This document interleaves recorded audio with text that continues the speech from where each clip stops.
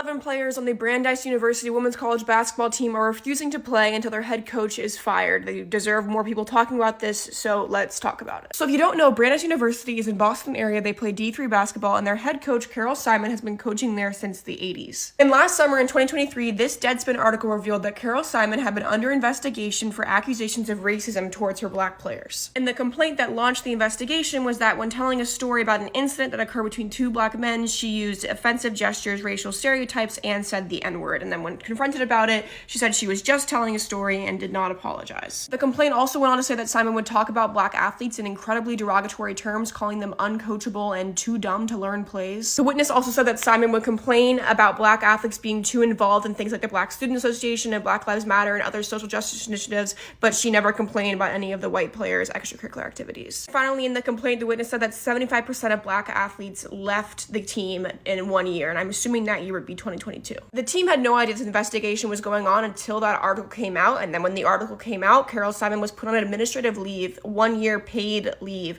while a different coach coached the team this last 2023-2024 season. Players assumed that when the investigation concluded that Carol Simon would be fired, and they kind of all just felt like that was what was going to happen, and they were able to move on with their lives. And on March 28th of this year, they had a Zoom meeting with the Brandeis administration where they thought they were going to learn that their coach, Carol Simon, was, yes, terminated and fired, but in fact, they learned the opposite, that this coming year, she would be reinstated as coach. Apparently, there was a few seconds of silence, and then they all just broke down crying. They had another meeting on April 2nd to once again go over the situation. This is a quote pull from a player from the meeting. "I'm exhausted from the numerous attempts of recounting my trauma, which continue to be disregarded and ignored. From the second I've set foot on this campus, I've developed and expressed concerns regarding women's basketball players, especially those of color, quitting under Carol Simon." I don't know how the fact that most black players have quit and the witnesses saying all these racist things that Carol Simon has said come together to her being reinstated as coach. And that's why the team is where they are now, with a letter sent to the school saying, if you do not fire our coach, we will all quit. We are not going to play under her.